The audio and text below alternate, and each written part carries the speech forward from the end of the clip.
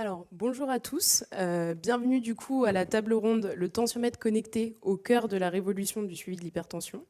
Déjà un grand merci à la MIMS et au Forum Innovation Santé de nous permettre aujourd'hui de conduire cette table ronde. Donc on sera normalement en présence du docteur Foissier qui n'a pas pu être sur place et qui sera à distance. Donc on va peut-être pouvoir le voir un petit peu à l'écran. Peut-être pas.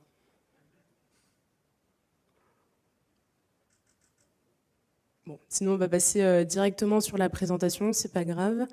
Et on sera en compagnie de le docteur Jean-Pierre Binon, que je ne présente pas, qui a été déjà présenté ce matin, mais qui est cardiologue, et puis de Vincent Vercamer, qui travaille chez Weavings en tant que responsable Market Access et affaires publiques. Je ne sais pas si on va voir ou la présentation ou le Zoom.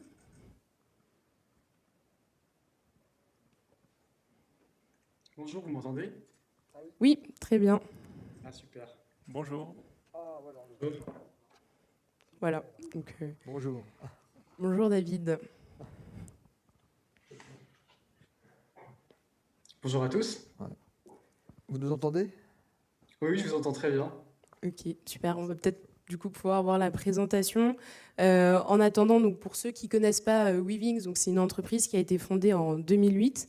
Et depuis 2018, l'objectif, c'est de passer vraiment de prendre un tournant médical et donc de mettre à disposition d'utilisateurs des dispositifs médicaux qui sont embarqués dans des objets du quotidien et qui permettent à chacun en fait de prendre soin de sa santé. Et donc nous, aujourd'hui, si on a voulu faire cette conférence sur le tensiomètre connecté au cœur de la médecine de demain, je vais passer du coup les présentations qu'on a faites, c'est parce que vraiment, en fait, on sait que l'hypertension, c'est un sujet qui concerne la plupart des spécialistes en médecine. C'est une maladie de longue durée qui, aujourd'hui, malgré sa prévalence, est encore pas forcément assez bien dépistée. D'autant plus que qui dit hypertension dit risque de développement d'autres maladies chroniques. Et il y a un véritable problème de coordination à la fois entre ce que le patient va vivre à son domicile, ce qui va se passer pour lui dans son cabinet en ville et ce qui va se passer à l'hôpital. C'est une maladie qui est silencieuse et en fait nous chez Weavings, et ça a été le sujet de la journée comme l'a montré tout à l'heure la conférence d'AG2R La Mondiale, on croit vraiment à la prévention et au fait que la santé, ça commence avant même, en fait, entre guillemets, d'être malade et de prendre soin de soi avant qu'une maladie se déclare vraiment. Donc, chez Weavings, on a deux modèles de tensiomètre. Un tensiomètre qui s'appelle le BPM Connect, qui est vraiment au plus proche du tensiomètre qu'on connaît. Il permet de faire des mesures de tension et de mesurer le rythme cardiaque. Et on a aussi un tensiomètre un peu plus complet qui s'appelle le BPM Core, qui va permettre de faire une mesure d'électrocardiogramme et de détecter d'éventuelles valvulopathies. Normalement, ici, on a une vidéo.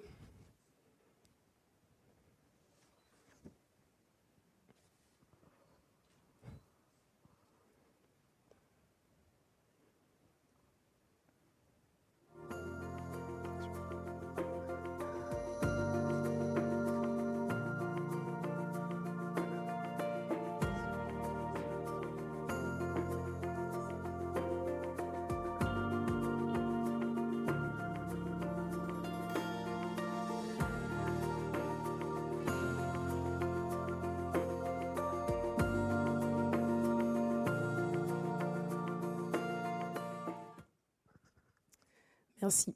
Donc du coup, on va maintenant rentrer dans le vif du sujet, avec aussi le docteur Foissier, qui du coup, qu'on a vu à l'écran, qui est praticien hospitalier au service de cardiologie du CHU de Poitiers.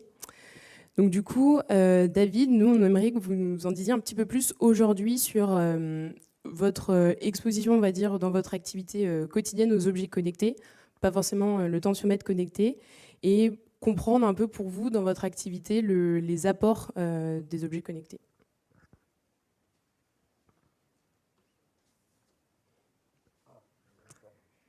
Peut-être que vous êtes en mute. Ah, allô? Oui, parfait, super. Ah, en fait, il y a eu une coupure, je vous voyais, enfin, tout était figé, mais là, c'est bon. Ok. Du coup, je relance ma question. On voulait du coup donc parler avec vous, David, de votre exposition aux objets connectés, pas forcément le tensiomètre connecté dans votre vie quotidienne de médecin à l'hôpital, et comprendre un peu pour vous l'apport que ça avait dans votre pratique de la médecine. Donc, effectivement, beaucoup de patients maintenant s'équipent d'objets connectés, donc que ce soit de tensiomètres ou même de montres qui peuvent faire différentes mesures. Et donc, effectivement, on est de plus en plus confronté à des patients qui vont avoir des objets connectés, avec un apport qui peut être important dans leur suivi. Alors, moi, ce qui est un petit peu différent dans ma pratique d'hypertensiologue, c'est que mes patients me sont adressés pour des bilans un peu spécialisés, des hypertensions qui sont difficiles à équilibrer. Et donc, ce sont des patients qui sont effectivement déjà sensibilisés au suivi de leur hypertension artérielle et qui peuvent avoir différents objets, notamment des tensiomètres, parfois connectés, parfois non. Mais c'est vrai qu'actuellement, dans la plupart des cas, ce sont des tensiomètres classiques, pas forcément des objets connectés. L'autre chose, c'est effectivement les montres hein, qui sont de plus en plus portées par les patients et on a donc pas mal de sollicitations sur ces points-là pour répondre aux questions de valeurs de pression artérielle un petit peu élevées ou alors d'anomalies constatées sur l'électrocardiogramme d'une montre. Ok, d'accord. Maintenant, je vais poser la même question du coup à vous, Jean-Pierre, pour voir le pendant en ville. Pendant du cabinet de ville. Alors, le cabinet de ville, on a, en cardiologie même en général, je crois que c'est vrai pour tout, on a un peu l'habitude des objets connectés, et notamment à travers la télésurveillance de toutes les prothèses implantées, que sont les pacemakers et les défibrillateurs, qui quasiment maintenant sont tous sous mode de télésurveillance. On a aussi développé des programmes de télésurveillance dans l'insuffisance cardiaque. Et le syndicat de cardiologues que j'avais présidé à une époque a beaucoup travaillé avec une société Nucard pour faire une plateforme de télésurveillance de l'insuffisance cardiaque. Donc c'est quelque chose qui est très intéressant, bien sûr. On n'a pas, pour l'instant, de données bien robustes sur les résultats de cette télésurveillance, mais on commence à avoir quelques chiffres. On sait que l'acceptation est bonne par les patients, ce qui est déjà une bonne chose. On sait qu'il y a environ 15 000 personnes en France qui sont sous télésurveillance. Et on a des premières études qui sont sorties, qui remontent un peu anciennes, et qui avaient été faites dans ma région là, par Cardioverne, qui disait qu'en gros, on faisait diminuer de moitié à un an le risque d'hospitalisation et de mortalité pour les patients qui étaient en télésurveillance, et ils apportaient une valeur économique d'une économie d'environ 4 500 € par patient et par an. D'autres études sont en cours aujourd'hui, donc je pense qu'on disposera d'ici un an ou deux de données plus robustes sur l'intersurveillance, mais vous voyez que c'est quelque chose que nous pratiquons déjà très largement et que je pratique personnellement. Pour ce qui est de la tension, là on est un peu plus en retard, c'est-à-dire que les gens maintenant sont en général bien équipés de tensiomètres, mais pas de tensiomètres qui sont connectés.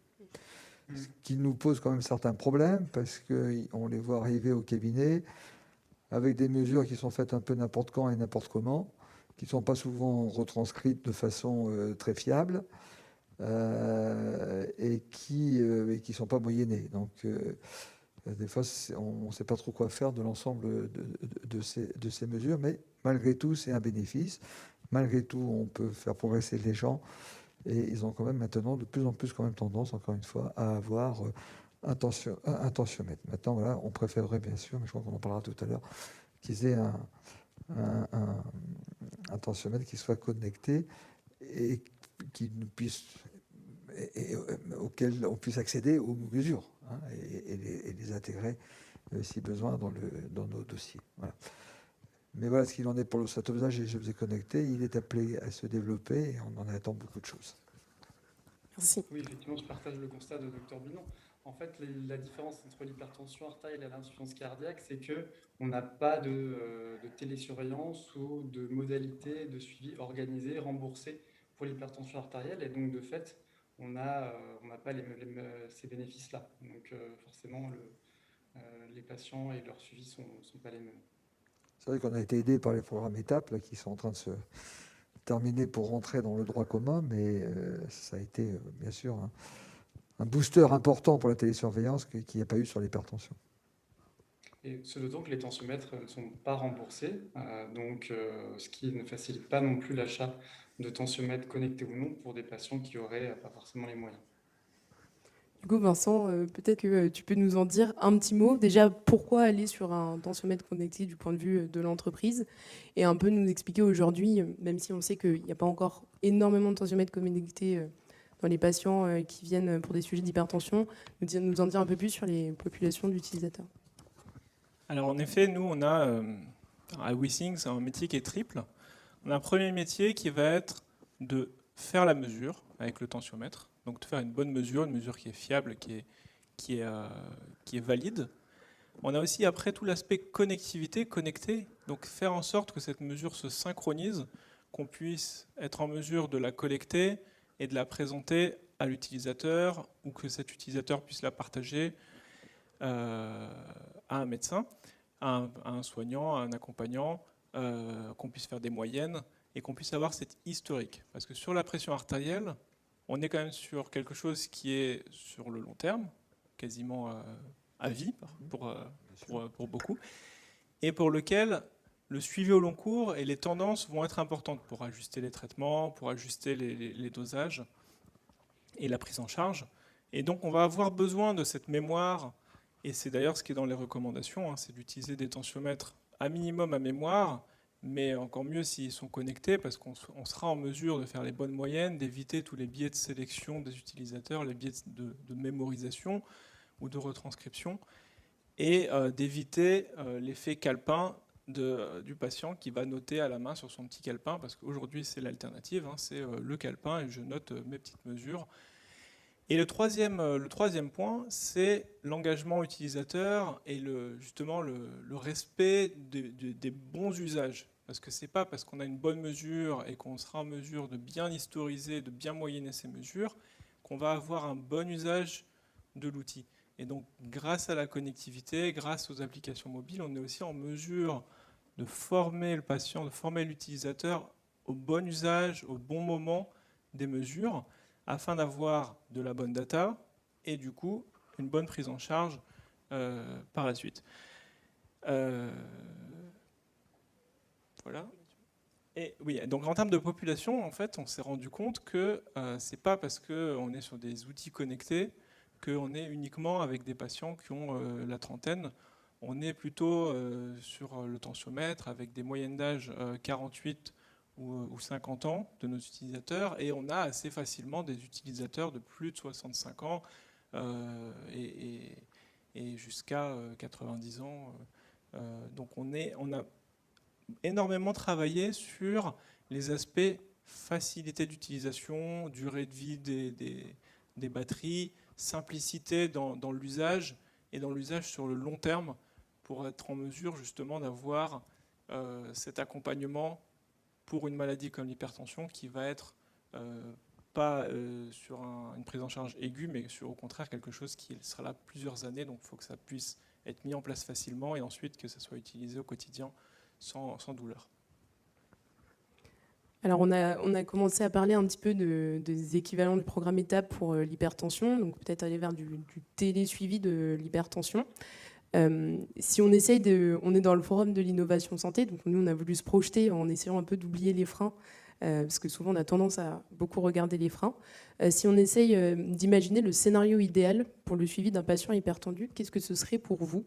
On peut peut-être commencer par Jean-Pierre, mais la question c'est pour nos deux médecins. Très bien. On chiffre quand même, je parle sous couvert de David, c'est 14 millions d'hypertendus en France et 1,2 million de nouveaux traitements qui sont instaurés par an. Donc on voit qu'on a vraiment une masse importante de population à traiter et à surveiller, en sachant que c'est en effet un traitement à vie à partir du moment où l'hypertension a été diagnostiquée. Alors qu'est-ce qu'on attend de ces objets connectés, ou qu'est-ce que je peux attendre de ces objets connectés ? En effet, c'est d'assurer ce suivi tensionnel régulier et de pouvoir accéder aux valeurs du patient.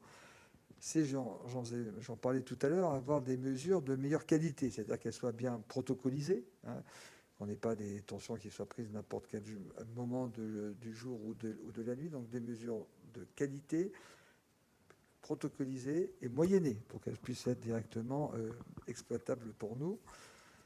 L'idéal, c'est qu'elles soient traitées par des plateformes qui peuvent générer des alertes si de besoin. et qui nous permettent tout ça d'agir tout de suite pour réadapter un traitement, que ce soit en plus ou en moins.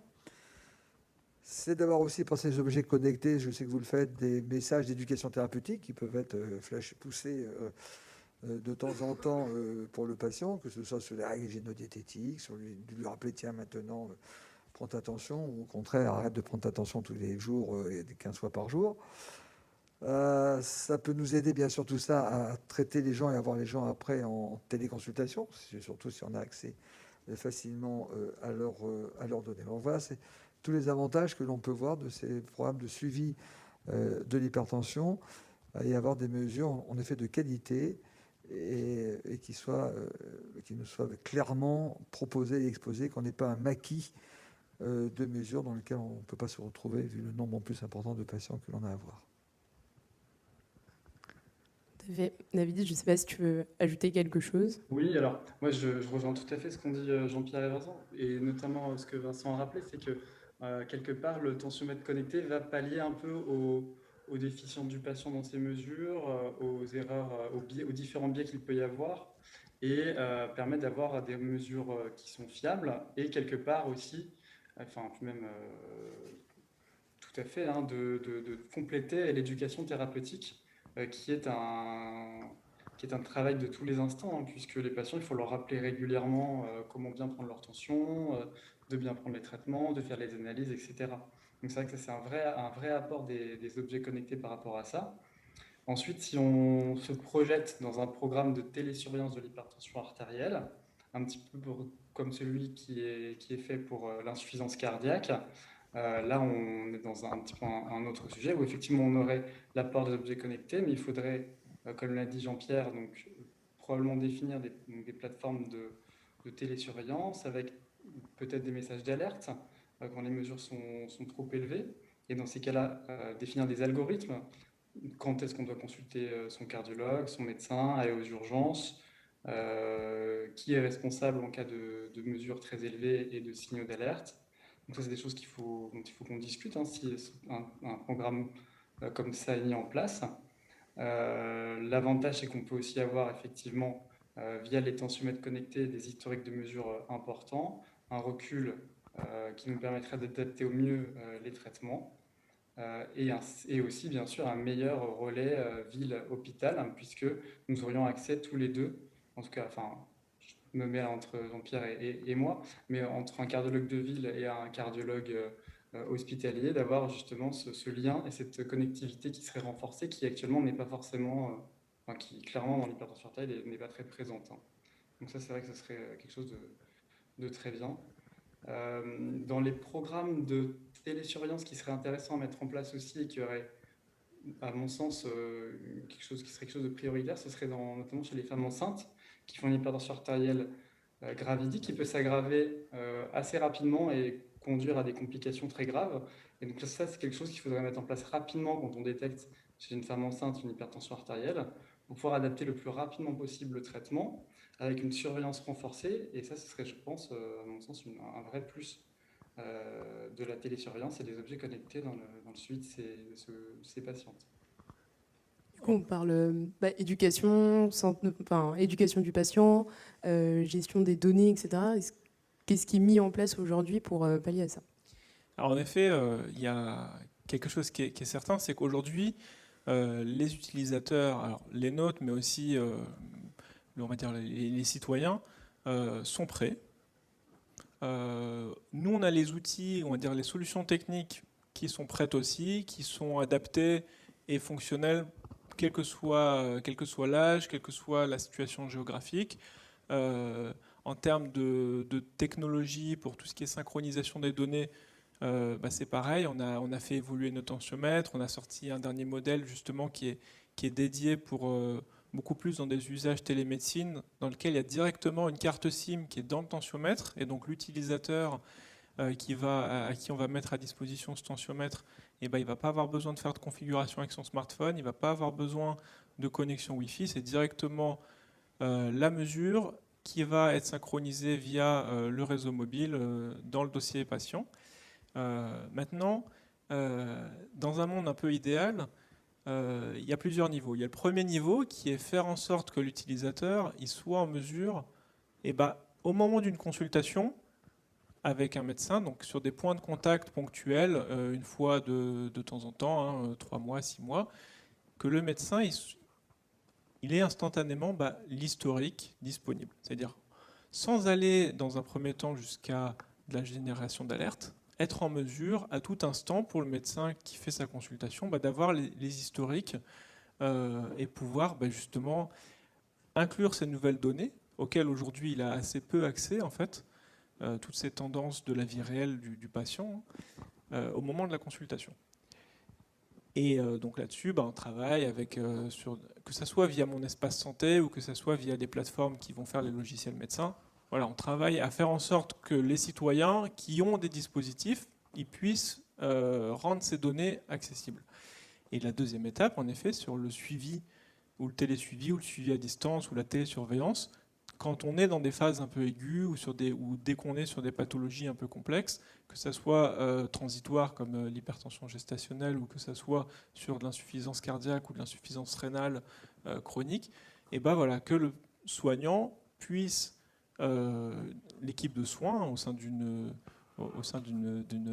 la maison d'innovation par exemple, et du cabinet 2030, que l'équipe soignante puisse faire un suivi un peu plus rapproché avec de la génération d'alertes, avec des seuils qu'on peut personnaliser, avec des algorithmes qui vont identifier, voilà, en ce moment, l'attention et éventuellement pas seulement que l'attention, ça veut dire les autres paramètres vitaux qu'on est en mesure de collecter, la fréquence cardiaque, la fréquence respiratoire, le poids.